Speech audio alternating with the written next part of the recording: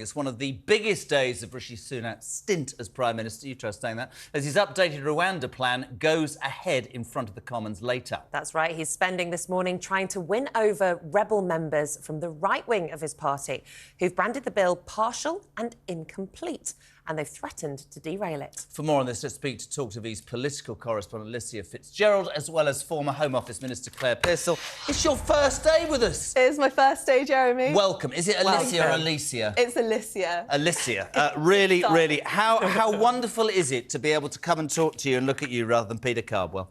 Also, we'll say a fantastic good morning to Claire Pearsall. She's up there. I think you're in Milton Keynes. Are you in Milton Keynes, Pearsall? No, I'm in Kent. Where did I get that? Well, that's where Starmer's going to later. This is Claire. Keir Starmer's the leader of the Labour Party. I think it's the beginning. I think it's the beginning of the end. Alicia will be going to Milton Keynes later on to listen to Starmer's Right, anyway, speech. my name's Jeremy Corbyn, apparently. Anyway, just crack on. Welcome. Today is, we've talked about it for the last couple of days.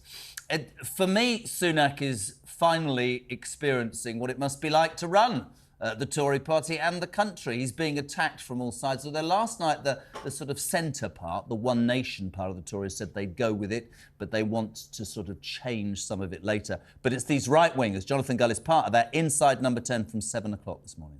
Yes, it's worth explaining. Obviously, the Conservative Party really describe themselves as a broad church, and we're seeing that like we've never seen before at the moment. There are so many factions within the Conservative Party, all spread on various areas across the political right. We've got the ERG, that's the European Research Group, who are often seen as the right-wingers of the party. They're a bit more hardline and a bit more tough in their approach to things. And then we've got on the other side the One Nation Tories, and they actually seem to outnumber those on the right.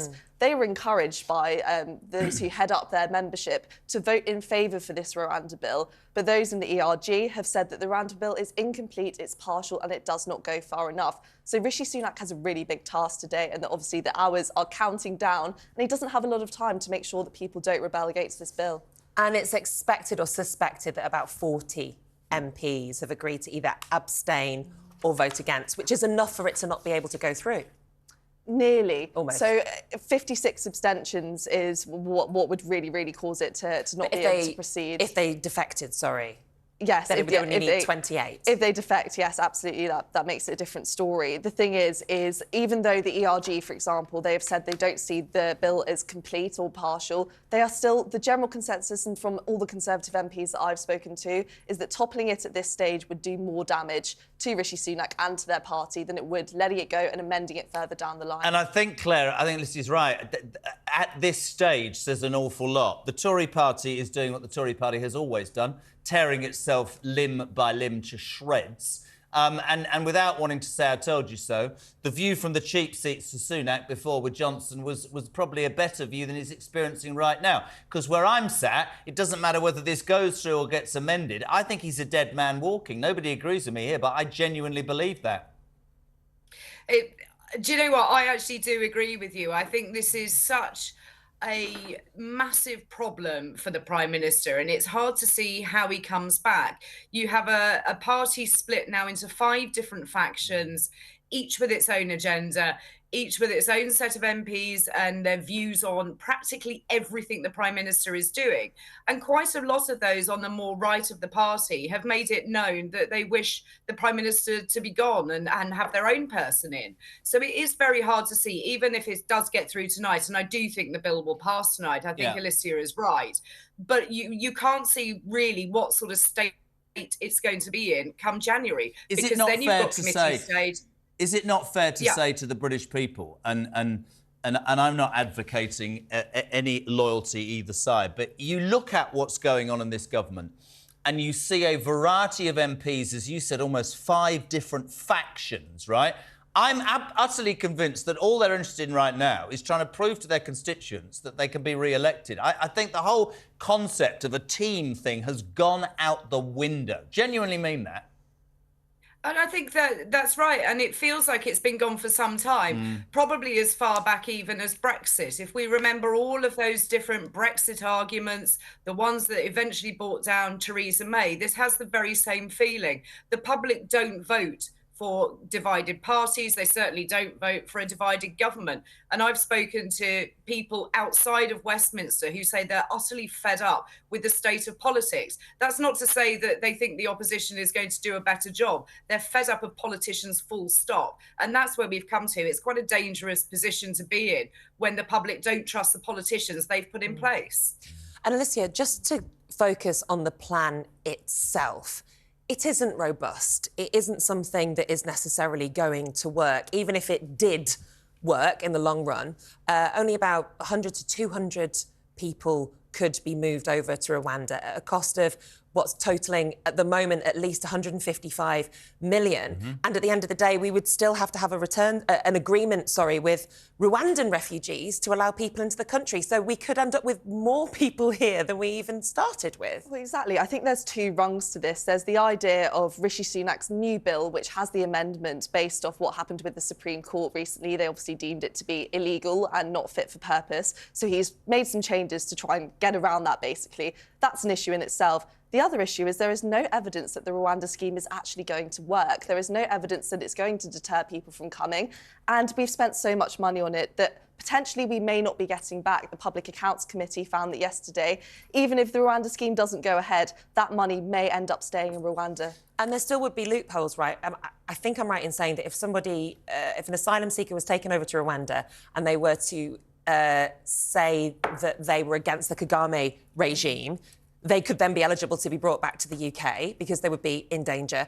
Or if they committed a crime, I believe, over there, they would have to come back to the UK in order to be prosecuted. Exactly. And both Rishi Sunak and Keir Starmer have been asked about this. They've said, if not Rwanda, would you consider a different third country that's maybe safer, for example? Unless it is me, and I'd love you, Alicia and Claire, and even Nick agrees with me on this, right? Why are we spending 200 million quid on a system that at its best, as Nick just said, can move 200 people? We've got, Selwyn just said, this is really interesting, responding to our part. Too little, too late. The deportation scheme has far more legal implications. I believe it would be cheaper to just employ more damn civil servants in the immigration office to process that backlog. 170,000, Claire. We all smile about it every single morning. It's ridiculous. It's almost to me like Sunak has got himself up a creek without a paddle. I really feel that. That's right. He was left with this policy from previous administrations, and he doesn't want to be the man who let it fail. But unfortunately, it's now costing, well, at the moment, 240 million, with another 50 million to come. Plus, as Alicia has just said, the fact that we will have to take the most vulnerable Rwandans in return. And we will also have to pay for those people that we do send over for at least 5 years. We have to pay resettlement costs. So value for money isn't there when you're right. We could actually just fund the Home Office better, make immigration its own department, give it the finances and the people it needs, and perhaps sort out the problems within our own country rather than expecting another country to do it on our behalf. Couldn't agree more, Claire. Could not agree more. Meanwhile, Claire, net migration is at 750,000, the overwhelming majority of which is legal migration. And yet the focus is still on this 45,000. Now it's down to, 27,000 a year? Why are they still focusing on this? Why is this the hill that he's chosen to die on? Because it's been a totemic policy of anything from the Boris Johnson government throughout the course of the Conservatives since 2019. This stop the boats rhetoric has been their mantra. And unfortunately, because you put it front and centre, people expect you to deliver, and quite rightly so. But unfortunately, it isn't going to happen. And they are now left with this. Either you admit defeat and pull it and come up with something better, or you have to see it through and blame lefty lawyers, the courts, whoever else you want to blame at the same time for the demise of this scheme. So I think that it's one of these problems which you're damned if you do, you're damned if you don't. And I think the Prime Minister is going to have a really, really tough day today. Claire, I know you've a train to catch. We thank you for being on Talk today. Thank you very much indeed. Alicia, can I just bring it back to you about... Nick makes the point, dying on the hill. He took it on from Johnson.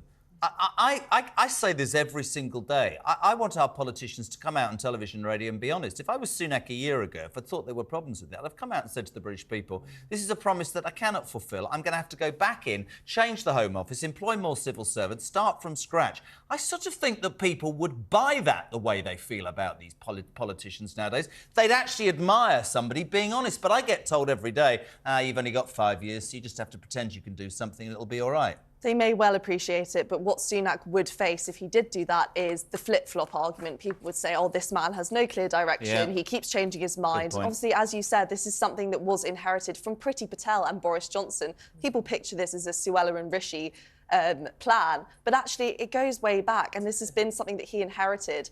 And if he But you say inherited as well, the way you make a really good point, which is that people would talk flip-flopping. They would also say, as they said at the COVID inquiry yesterday, you were part of it. Absolutely. You didn't argue or leave government. You didn't disagree enough with Rwanda to leave number 11 Downing Street and not be the Chancellor anymore, right? Well, that's absolutely it. He never opposed Rwanda when he was just in the cabinet and not the Prime Minister. So for him to turn around afterwards and say, well, now I'm Prime Minister, I don't agree with this just because of the pressure from the public, people would have argued that he was weak and that he was flip-flopping on his policies. Do you think that this is the new Brexit for them? Lots of people are saying that. Definitely the feeling in Westminster is very much that this is very reminiscent of the Brexit vote, because it is no plan really in place that would actually necessarily work. It's really polarised people. It's divided the party. It's also divided voters. But it's something that keeps them in the news. It keeps them being spoken about. Definitely, and it's dividing the party in the worst possible way. As Claire said, we've got 5 different factions in one party, and obviously a party can call themselves a broad church of opinion, but 5 different groups within one party is going to make the public question the direction. I'll tell you how much I thought yesterday he's in trouble, Nick. He actually was the only person at the COVID inquiry who complimented Boris Johnson's tenure in number 10 and we know that almost everybody else has stuck the bidding. Can I ask you very quickly, Bridget Phillipson, Shadow Education Secretary, is here front bencher today at 8:30 talking about Starmer's making a big speech today. 8:30, she's here. 4 years ago, Johnson won that a majority, which seems like yesterday. Starmer making his pitch again. What do we expect? Well, I was going to say, does it feel like yesterday or about 30 years ago? Because so much We've got Brexit done. Let's get breakfast done. So much has happened since that 2019 election where Boris Johnson obliterated Jeremy Corbyn in a massive, massive majority. And since then, we've had various Conservative leaders, and a lot has changed. Keir Starmer is going to be giving a speech in Milton Keynes later today, just basically outlining the fact that he has changed the party and that he's really abandoned the Corbyn era, and he's definitely going to capitalise on the big Conservative civil war that we're seeing at the moment. Well, thank you so much for joining us on your first day, Alicia. Very good. And hope you have a lovely time in Milton Keynes. Thank you.